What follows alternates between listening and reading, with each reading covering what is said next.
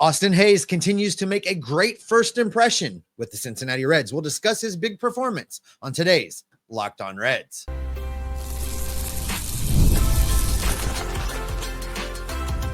You are Locked On Reds, your daily Cincinnati Reds podcast, part of the Locked On Podcast Network, your team every day. Welcome in to the Locked On Reds podcast. Locked On Reds is part of the Locked On Podcast Network, your team every day. My name's Stephen Offenbaker. I am a lifelong Cincinnati Reds fan. I love baseball. I love the Cincinnati Reds. I have been podcasting about this team for 7 seasons now. I love talking Reds baseball, and I love talking Reds baseball with you. On today's show, the Reds took it to the Los Angeles Deferrals. The Dodgers. They took it to him yesterday with Austin Hayes leading the way with a big performance. Brady Singer made his Red spring debut with a very nice outing, and with just 30 days to go until opening day, we're going to talk about the greatest Red to ever don the number 30. Where I want to get started today is with talking about Austin Hayes. He had himself a day yesterday. He went 3 for 3 with a double and 2 home runs. And just in case you were thinking he did that against minor league pitchers or, guys that he should perform like that against, that double in his first at bat was against Tyler Glasnow. He came up, hit a blast that went all the way to the wall. And then not to be, finished yet, he comes up and hits 2 home runs on the day. What a big day for Austin Hayes. If this is the guy that he can be, if he can be this guy, if he can get back to playing the way that he did in 2023 or better, he should be in the Reds lineup every day. In 2023 versus right-handed pitching, he had an OPS plus of 108. So versus right-handed pitching, he was 8% better than league average. Now versus the left-handed pitchers, even better than that. He had an OPS plus of 111. So 11% better than the other outfielders against left-handed pitching. So I think that Austin Hayes is demonstrating that he is healthy and he is ready to go. That was the question mark, right? He come off that all-star season in 2023 and had that really weird kidney infection / injury that left him at times, according to his friends and teammates, incoherent, just a little out of it, not himself. We talked in an earlier episode with some quotes from Austin Hayes where he was saying that he finally feels like he's back to being him, comfortable in his own skin. And I think we're seeing the rewards of that, and the Reds are definitely going to reap the benefits of it, because I think this is who Austin Hayes really is. You look at his 2023 numbers, you look at what happened in 2024, it's easy to explain what that drop-off was about. You put that guy like he was in 2023 and let him play 81 games at Great American Ballpark, the batting average is going to go up. The on-base percentage is going to go up. The home runs are going to go up. Everything is going to be better for Austin Hayes. And I think this really gives the Reds some flexibility. This really gives them that corner outfielder that you can put out there every day. That allows Spencer Steer to come in and play some first base. That allows you to move guys around. It gives you spare parts in a platoon if someone like Stuart Fairchild in the Freychild experiment gets injured, or if you have to do something different, you have the flexibility to do so.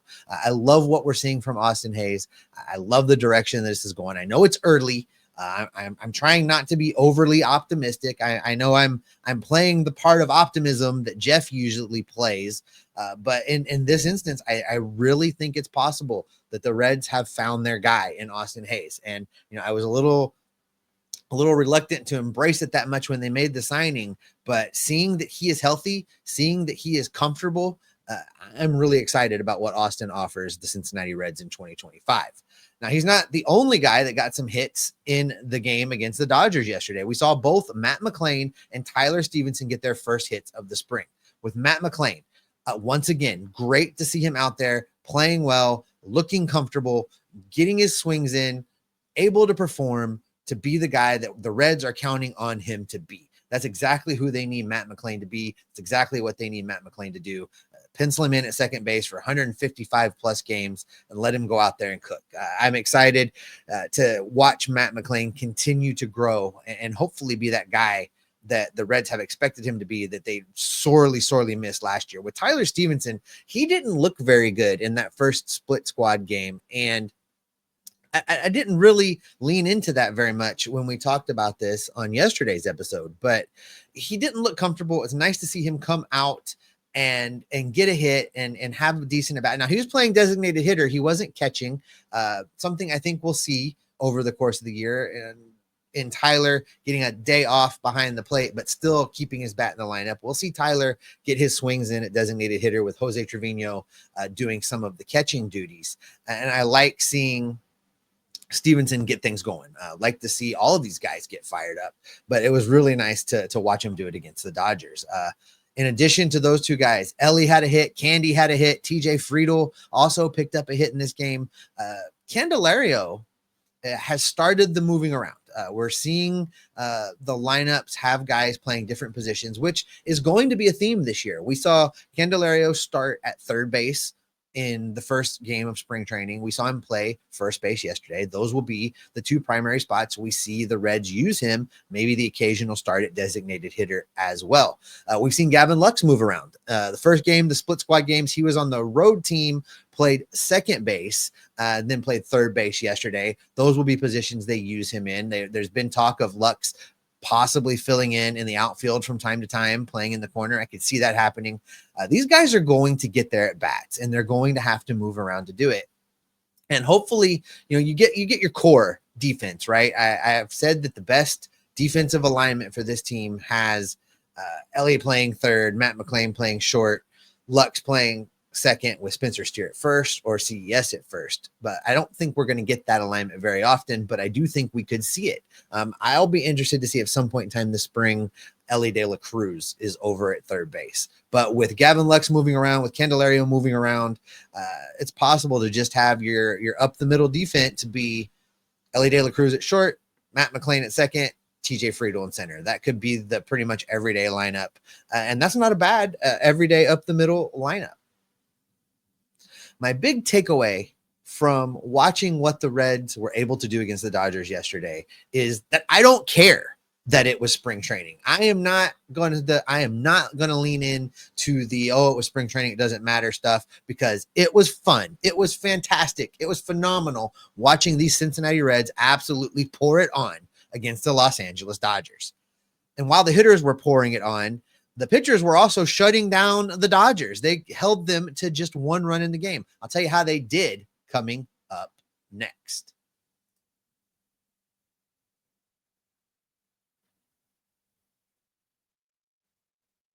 Make sure you're subscribed. That way you don't miss any of the great Reds content we've got for you. We will be in your feeds 5 days a week, the rest of the way, all the way through the end of the 2025 season. Make sure you click that like button, click that subscribe button, click that notification bell. And if you can't follow us on YouTube, get us in your favorite audio podcasting feed.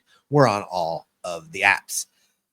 All right. Brady Singer made his debut for the Cincinnati Reds, his spring debut for the Reds, throwing 2 strong innings. He did allow 2 hits and a walk, but he also picked up 4 Ks along the way. This seems to be the theme as the Reds are rolling their starters out for their first outing of the spring. They're getting about 2 innings of work. I think that's a great starting point. That's a great place for them to begin to build upon.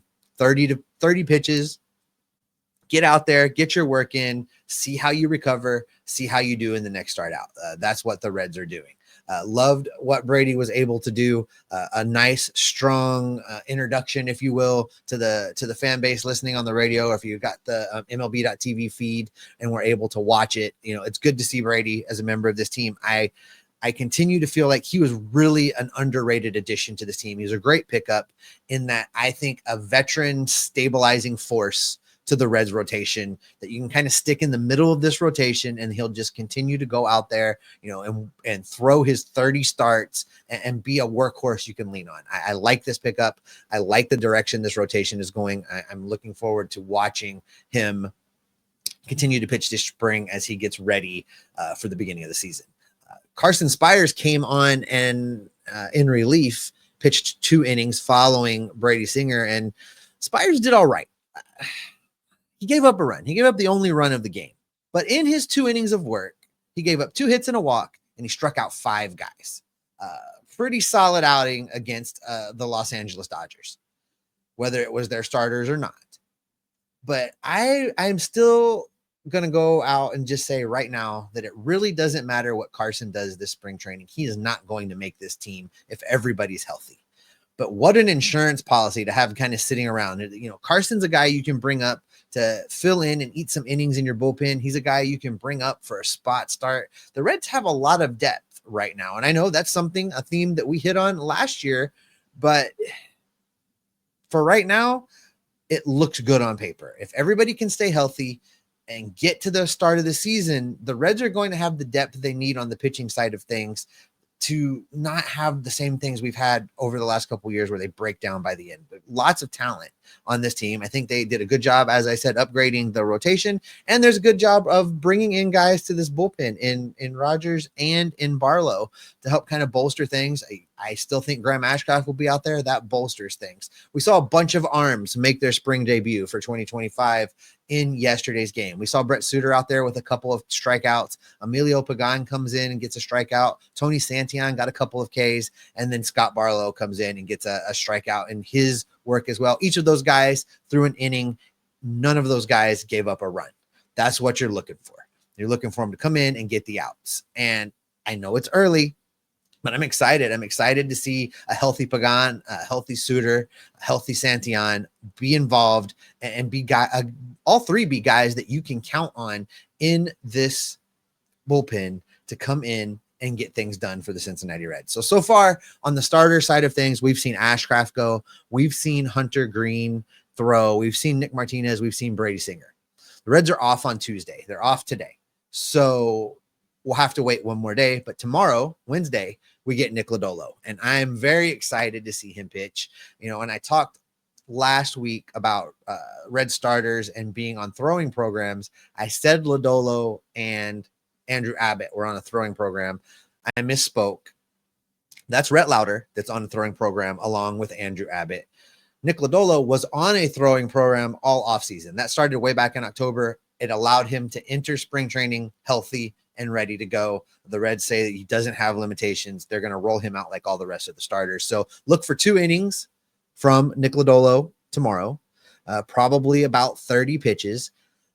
Maybe a third inning if he's very effective and very pitch efficient. But I'm excited. We're getting deep into this now. Everybody's making their debuts. Everybody's getting into games. Everybody's showing us a little something as far as this Reds team, and it's the 2025 version of it. I couldn't be more excited. I'm ready for these Cincinnati Reds to get to regular season play. I can't wait to opening day in Cincinnati, be there in person to check it out.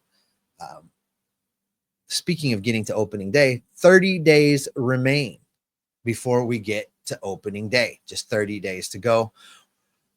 That makes us come to number 30 in our countdown of the best Reds to wear a number. So coming up, we'll be talking about number 30, the best Red to ever wear it. We've got that for you next. Spring training is getting started. Baseball is back, and there's no better place to get in on the action than with FanDuel, America's #1 sportsbook. They've got tons of Reds-related futures right now, and my favorite one of those, Hunter Green's strikeout total for 2025. They have him set at 160.5. That's right, 161 strikeouts from Hunter Green, and you win. I'm going to take the over because Hunter Green, he is going over. Looking for more than just baseball? Check out the NBA, because with FanDuel, you can place live bets throughout the game. So even if you miss the opening tip-off and you want to bet on the fourth quarter comeback, you can stay in the action. And if you're looking for a bigger payout, you can even combine your live bets into a same-game parlay. Right now, new FanDuel customers can get $150 in bonus bets back if your first $5 bet wins. Just visit FanDuel.com to join today. That's FanDuel.com for your shot at $150 in bonus bets back. Make every moment more with FanDuel.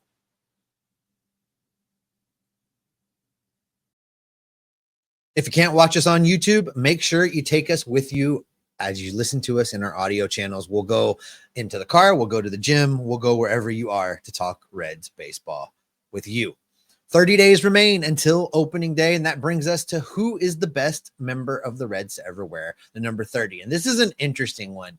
Recent examples, well, no.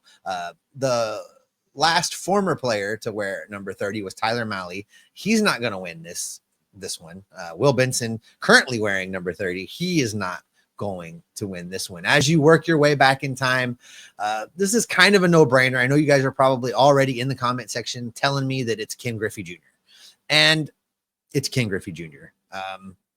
While he never lived up to the performance that we wanted from him during his time in Cincinnati, the injuries really derailed him, really kind of set him back.